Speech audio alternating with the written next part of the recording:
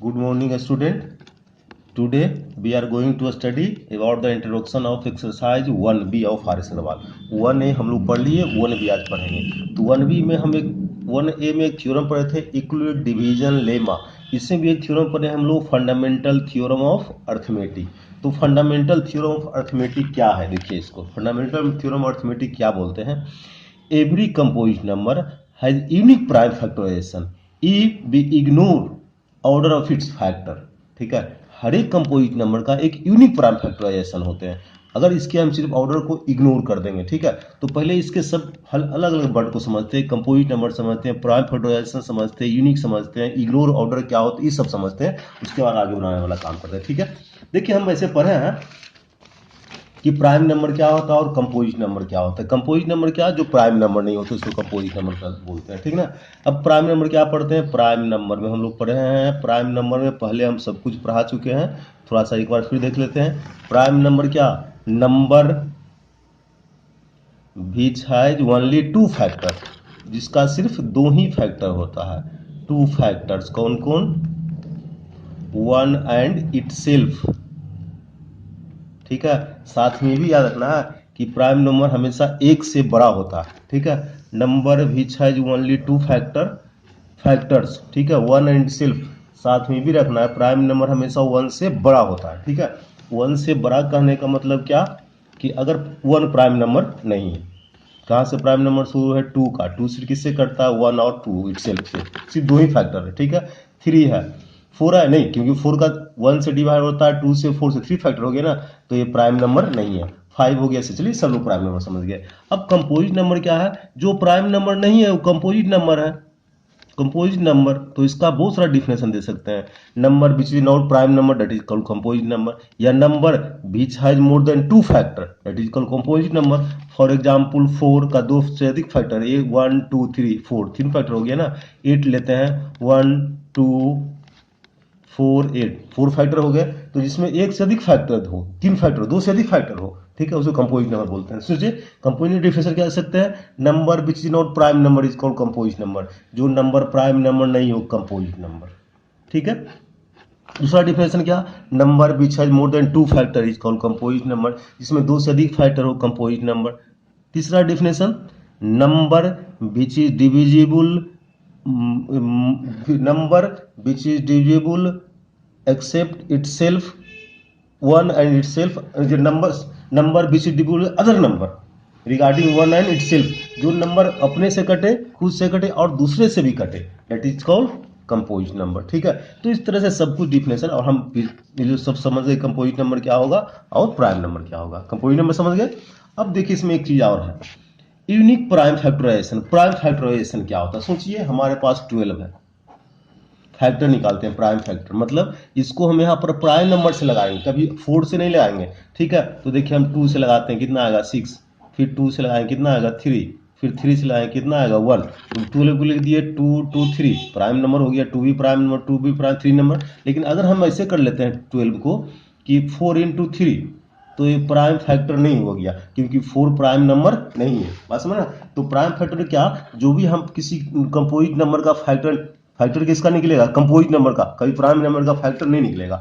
तो composite number का जब भी फैक्टर निकालेंगे तो ये नंबर डिवाइड करें प्राइम नंबर होना चाहिए। ठीक है, तो देखिए सब प्राइम नंबर है, तो इसको बोलते हैं हम लोग प्राइम फैक्टराइजेशन। ठीक है, अब यूनिक क्या होता है? सोचिए एक क्लास में 60 स्टूडेंट है, अब हम सभी को बोलते हैं कि 12 का प्राइम फैक्टर निकालिए। तो क्या सब 12 का प्राइम फैक्टर में इतना ही ना आएगा कि कभी 12 का प्राइम फैक्टर ऐसा भी आ जाएगा 2 5 10 ऐसा भी, 3 ऐसा भी आएगा? नहीं ना, सब यही लिखेगा। ठीक है, यानी सब में एक ही आंसर आएगा, दैट इज मीन्स की यूनिक प्राइम फैक्टराइजेशन। 12 का सिर्फ एक ही तरह का फैक्टर हो सकते हैं, वो कौन हो सकते हैं? 2 2 3, यूनिक हो गया। कोई दुनिया का कोई भी स्टूडेंट निकाले, कोई भी आदमी निकाले, प्राइम फैक्टर 12 का क्या होगा? इतना ही होगा। इसका आंसर होगा यूनिक प्राइम फैक्टराइजेशन। ठीक है, लेकिन if we ignore the order in factor, order ignore करना मतलब अगर हम 12 को तो ऐसे भी लिख सकते हैं 3 × 2 × 2 है, तो वही इसमें भी दो 2 है इसमें, लेकिन ऑर्डर इग्नोर हो गया।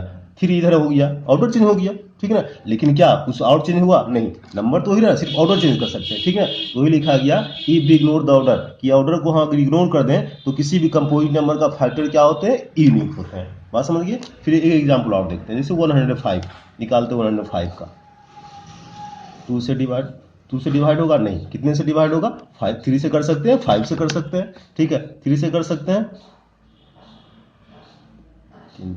5, फिर 5 से कर लेते हैं 7, ठीक है, फिर 7 से कर लेते हैं 1, हो गया। यानी कितना ले सकते हैं? 3 इंटू 5 इंटू 7, कोई भी निकालेंगे हमेशा 3, 5, 7 आएगा। हाँ, ऑर्डर चेंज हो सकता है, इसको 5 इंटू 3 इंटू 7 लिख सकते हैं, इसको 7 इंटू 3 इंटू 5 लिख सकते हैं, ऐसे लिख सकते हैं। लेकिन सब में तो इसमें भी 3, 5, 7 है, इसमें भी 5, 3, 7 है, इसमें भी 3, 5, 7 है, नंबर तो ही है ना।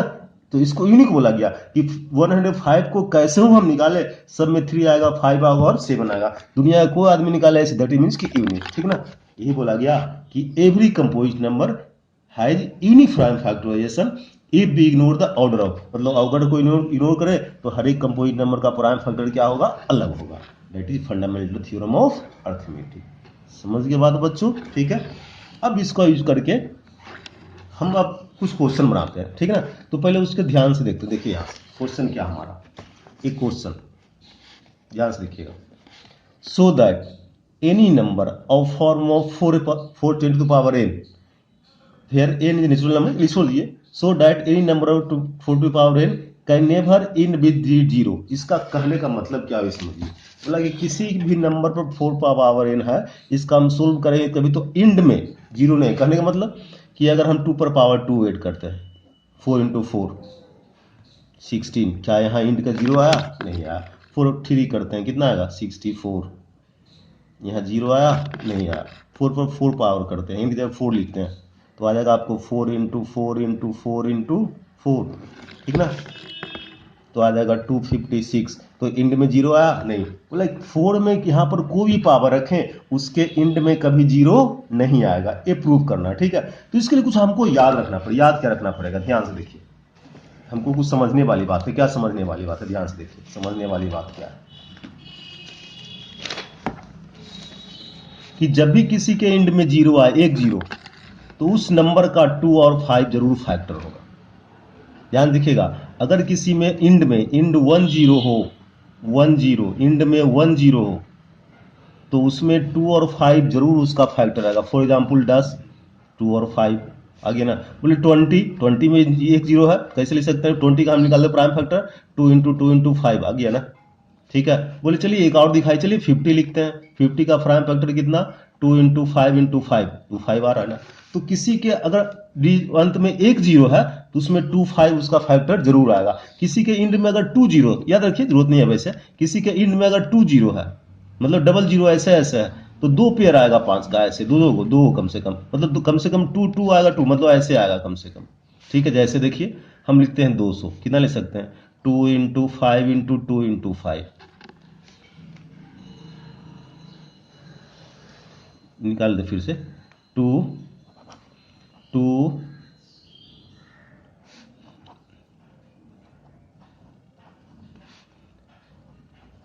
5 2 4 5 20, 2 इंटू 5, देखिए 2 को पेयर आ गया ना, 2 5 और 2 5, कम से कम 2 आएगा, उससे ज्यादा एक्स्ट्रा कुछ आ सकता है उससे मतलब, ठीक ना। ऐसे अगर इंड में 3 0 आए, 3 0 अपने से बता सकते हैं कितना पेयर आएगा। 2 0 तो 2 पेयर 2 5 का, 3 0 तो 3 5 का 3 पेयर, 4 0 तो फिर 5। मतलब कहने का मतलब ये हो गया कि अगर किसी के अंत में 0 आते हैं तो 2 5 उसका फैक्टर जरूर होगा, ये आपको याद रखना, ठीक है। और साथ में 2 5 फैक्टर होगा तो जरूर होगा, क्यों? Unique prime factorization fundamental theorem of arithmetic में पढ़े हैं, किसी का प्राइम फैक्टर कभी चेंज नहीं हो सकता। तो अगर किसी के अंत में 0 है तो 2 उसका प्राइम फैक्टर होगा, तो हमेशा होगा, कभी चेंज नहीं होगा, ठीक है। तो देखिए यहाँ पर क्वेश्चन है, so that any number 4n can never be in be 0। सोचिए क्या करते हैं, 4n 4 पर पावर 2 इंटू 2 पर लिख सकते हैं ना, ऐसे 4 को 2 इंटू 2 n हो गया, इसको लिख सकते हैं 2 स्क्वायर n, इसको 2 पर पावर n लिख लिए, ठीक है। अब सोचिए इतना आ गया 2 पर पावर n, ठीक है ना। अब n की जगह पर हम कुछ भी लिखें, कुछ भी लिख दें, सोचिए n की जगह पर हम 2 लिखते हैं, इसका मतलब क्या आ गया?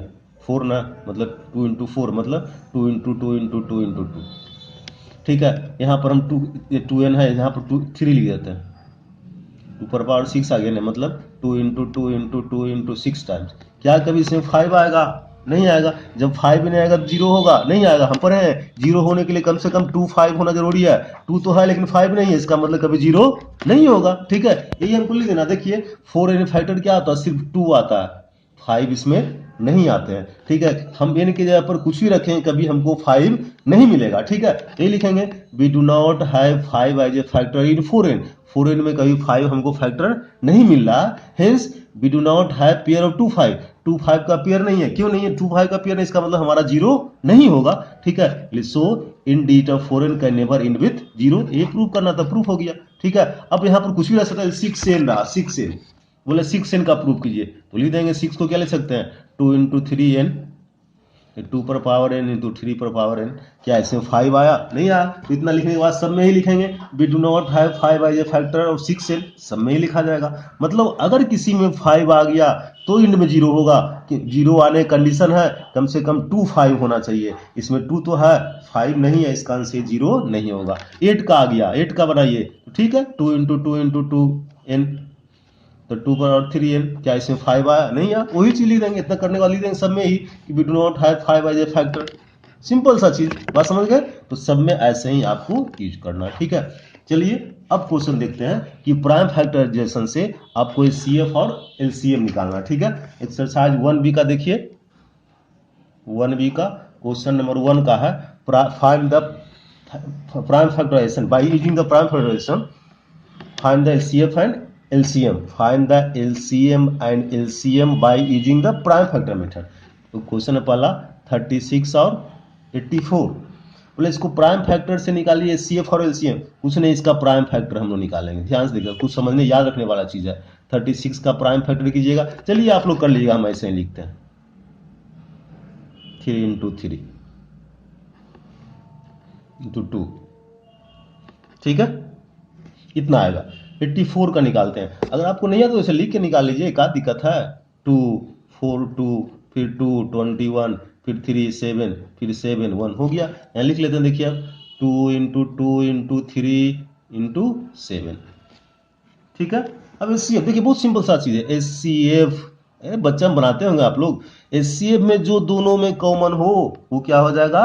HCF। ठीक है, जो दोनों में कॉमन हो HCF। इस दोनों में क्या कॉमन हो रहा है? 2 है, यहाँ 3 हो रहा है ना, यानी 2 इंटू 2 इंटू 3 यानी कितना हो गया?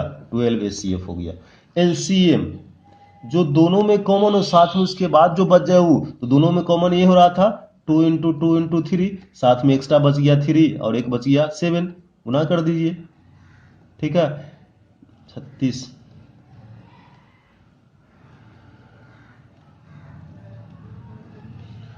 के 42 के 2 बाकी 4 4 252 हो गया LCM। ठीक है ना, ऐसे ही ध्यान देना है, प्राइम फैक्टर निकालेंगे, जो कॉमन होगा वो हमारा HCF हो जाएगा, कॉमन के सिवाय जो बच गया वो भी लिखें तो LCM होगा। ठीक है, ये 2 वाला था। एक और देखते हैं 3 वाला।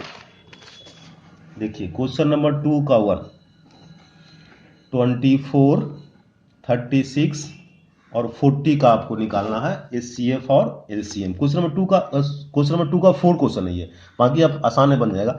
24 36 40 इसका निकालना है HCF और LCM। ठीक है, कुछ नहीं, प्राइम फैक्टर निकालते हैं। 24 का ऐसे करके प्राइम फैक्टर निकालेंगे तो आ जाएगा 2 इंटू 2 इंटू 2 इंटू 3, सबको आता निकालने। 36 का निकालेंगे तो 2 इंटू 2 इंटू 3 इंटू 3। ठीक है, 40 का निकालेंगे तो 2 इंटू 2 इंटू 2 इंटू 5। ठीक है, आपकी मर्जी है, थोड़ा पावर में लिख सकते हैं, इसको देखिए ऐसे लिख सकते हैं 2 पर पावर 3 इंटू 3, इसको 2 3 2। ठीक है, अब देखिए HCF, देखिए HCF में जो कॉमन होगा तो पहले 2 वाला देखते हैं। 2 में कॉमन होगा सबसे कम पावर वाला, 2 पर पावर 2। ठीक है, 3 कॉमन हो रहा है? नहीं हो रहा कॉमन। जो तीनों में कॉमन हो, तीनों में कौन कॉमन हो रहा है? सिर्फ 2 वाला। ठीक है ना, कितने 2 मिल रहा है? देखिए इसमें 2, इसमें 2, इसमें 2, इसमें 2, 2 ही तो मिल रहा है ना। तो 2 पर पावर 2 मतलब HCF में जो मिलेगा उसका सबसे कम पावर वाला लेना है, LCM में ज्यादा पावर लेना है। 3 तो इस दो ही को इसमें नहीं है, नहीं मिल रहा, तीनों मिलना चाहिए, 3 है तो तीनों मिलना चाहिए, 2 है तो 2 में कॉमन होना चाहिए, नहीं हो रहा है इसलिए 3 नहीं लिखेंगे। ये आंसर हो गया, कितना हो गया 4, HCF 4 हो गया। अब देखिए LCM निकालते हैं। LCM कितना, जो मिले उसका हाईएस्ट पावर 2 2 2 समय मिल रहा है ना, तो हाईएस्ट पावर 3 है, ये हो गया। उसके सिवाय जो मिला इसमें 3 3 मिला, जो नहीं मिला उसको भी लिखना, तो 3 2 3 3 है इसमें भी, तो इसमें 3 पर पावर 2, 5 नहीं मिल रहा है तो 5 लिखा जाएगा, ठीक है। अब मल्टीप्लाई कर लीजिएगा, 8 इंटू 9 इंटू 5, ठीक है, 360 आपका आंसर हो गया, ठीक है ना। ऐसे LCM और HCF निकालता है, ठीक है। चलिए अब देखिए एक क्वेश्चन और देखते हैं, 3 है क्वेश्चन, 3 क्वेश्चन नंबर देखते हैं क्या। देखिए क्वेश्चन नंबर 3, इसमें क्या है, the HCF of 2 number is 23, 2 number का HCF 23 है, देयर LCM इज 1449, 10,449, ठीक है, 1449 मतलब 1449, ठीक है। If one of the number is 161, find the other number. बोला एक दो नंबर है जिसका HCF 23 है, दो नंबर है जिसका LCM 1449 है, यानी 1449 है, उसमें से एक नंबर 160, फाइंड द नंबर। देखिए इसलिए एक फॉर्मूला याद रखना है, क्या लगना है कि अगर 2 नंबर है, ठीक है ना, हम मानते हैं कि 2 नंबर A और B है, ठीक है, तो क्या होता है, फर्स्ट नंबर देखिए, first number into second number equal to HCF into LCM, ये फॉर्मूला हमारा याद रखना है। मतलब अगर हमारा 2 नंबर A और B है तो हमारा A इंटू B दोनों नंबर का product into HCF of AB into LCM of AB, ये भी फॉर्मूला, ये फॉर्मूला याद रखिएगा आप कि 2 नंबर AB है तो HCF ऑफ AB और LCM ऑफ AB दोनों क्या, 2 नंबर का प्रोडक्ट, उसके LCM और HCF का प्रोडक्ट का क्या होते हैं, इक्वल होते हैं, ठीक है। फॉर्मूला बोले 3 नंबर है तो 3 नंबर का ऐसा फॉर्मूला नहीं होता, कभी ये नहीं लिखेंगे कि ABC इक्वल टू HCF और ABC into LCM of ABC, ऐसा 3 का नहीं होता, ये गलती है, फॉर्मूला ये नहीं होता। 3 नंबर का होता है दूसरा, वो यहाँ नहीं पढ़ना आपको, कभी बता देंगे दूसरे दिन, ठीक ना। 3 नंबर का हम जहाँ कहीं भी रहे बनाने का आपको 2 ही नंबर दिया रहेगा, 3 नंबर का नहीं होता, ठीक है। एक दूसरा फॉर्मूला होता है, वो नहीं पढ़ना आपको, बाद में पढ़िएगा, ठीक है, समझ बात। तो अब इसका नंबर निकाला, देखिए हमको ये भी मानते थे, एक देखिए HCF कितना दिया गया 23, HCF कितना है, नंबर ऑफ टू HCF 23 और LCM कितना है 1449, ठीक है। उसमें से एक नंबर इतना है, दूसरा नंबर निकालना, मान लीजिए हमको 2 नंबर दिया है, देखिए तो हमको एक नंबर दिया गया ये 161, इसका HCF दिया गया है, HCF 2 नंबर का A और B का कितना दिया गया 23, LCM दिया गया A B का कितना दिया गया है इतना, तो नंबर निकालिए, यानी आपको B फाइंड करना है। सिंपल सा फॉर्मूला पढ़े हम लोग, AB इक्वल टू कितना, HCF of AB into LCM of AB, बैठा दीजिए, A कितना है 161, B नहीं मालूम फाइंड करना है, HCF कितना है 23, HCF 23 है, 23 लिख लिए, LCM कितना है 149, तो B निकालना है, इधर मल्टीप्लाई डिवाइड में हो जाएगा, 23 1449 161, ठीक है, काटने आता होगा सबसे काट लीजिएगा, B कितना आ गया 207, हमारा आंसर हो गया, ठीक है ना। ऐसे सब क्वेश्चन रहेगा। अब हमारा फॉर्मूला क्या है, A into B into HCF into AB, तो हमको अगर 4 क्वांटिटी हो गया 1 2 3, 4 में 3 दिया गया, एक आराम से क्या होगा निकाल सकते हैं, ठीक है, इसी से आप अपना आराम से करके निकाल सकते हैं, ठीक है।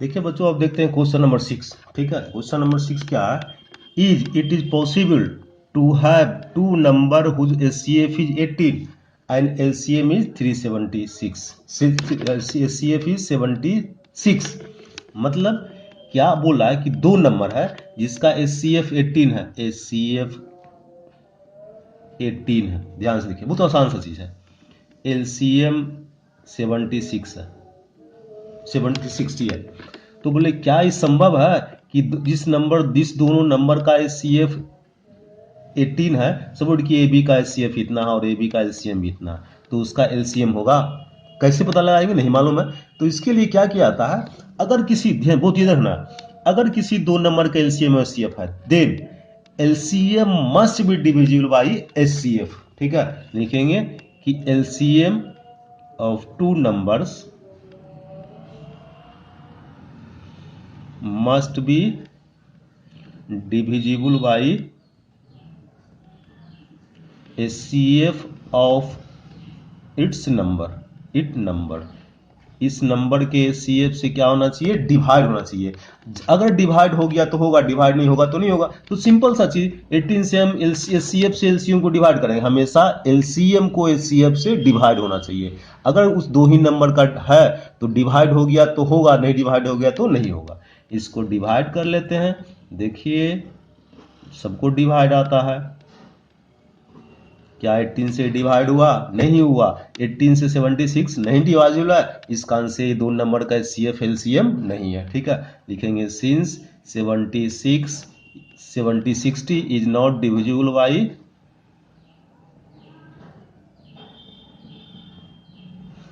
18, therefore it is not possible. पूछा था पॉसिबल था, लिख देंगे ये पॉसिबल नहीं है कि इस दो नंबर का HCF 18 हो, उसी दो नंबर का HCF से। ठीक से बात समझ गए ना, कि अगर किसी दो नंबर का, ठीक है, किसी दो नंबर का HCF 18 है, उसी दो नंबर का अगर LCM है तो LCM को HCF से जरूर डिवाइड होना चाहिए। अगर डिवाइड नहीं हो रहा है तो वो उसका नंबर नहीं होगा।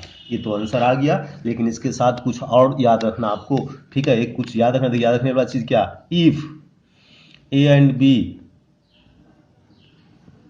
आर टू प्राइम नंबर, दो प्राइम नंबर है, दो प्राइम नंबर है, A और B दो प्राइम नंबर है।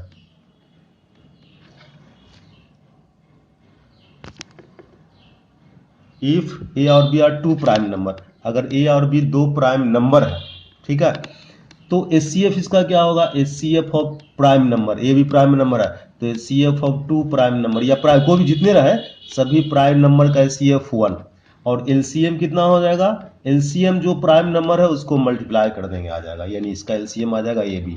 ठीक है, किसी भी तरह का दो प्राइम नंबर हो उसका हमेशा HCF 1 और LCM मल्टीप्लाई कर देंगे। फॉर एग्जाम्पल बोले 3 और 5 प्राइम नंबर है ना, बोले इसका HCF कितना होगा जी 1, LCM कितना होगा, गुना कर देंगे, 3 इंटू 5 15।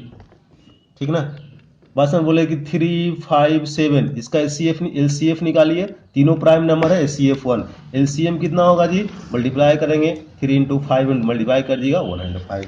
बात समझ गए ना, तो ये याद रखिएगा। ठीक है, और हम लोग नेक्स्ट क्वेश्चन देखते हैं, थोड़ा सा क्या है नेक्स्ट क्वेश्चन।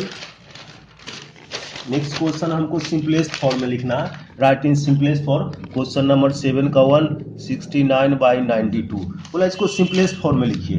ठीक है, कुछ नहीं करना, बहुत आसान, प्राइम फैक्टर निकालिए, सबको प्राइम फैक्टर निकालने आ गया। 69 3 से लगाएंगे 23 ऑलरेडी प्राइम फैक्टर इसलिए 1 हो गया। ऐसे 92 का प्राइम फैक्टर निकाल लीजिए, 92 का 2 लगाइएगा 46, फिर 2 लगाइएगा 23, फिर 23 लगाइएगा 1। ठीक है, तो अब इसका प्राइम फैक्टर लिख लिए, 69/92 प्राइम फैक्टर से लिखेंगे, कितना लिख सकते हैं, 3 इंटू 23 लिख लिए। नीचे लिख लेंगे 92 का प्राइम फैक्टर कितना, 2 इंटू 2 इंटू 23। अब जो कटेगा काट देंगे, जो नहीं कटा लिख दिए 3/4। आपका आंसर इस सिंपलेस्ट फॉर्म में हो गया। ठीक है, सब समझ गया बात, तो 7 तक सब लोग बना लीजिएगा। नेक्स्ट वीडियो में इससे हम आगे देखते हैं कुछ कॉन्सेप्ट के साथ। Okay bye.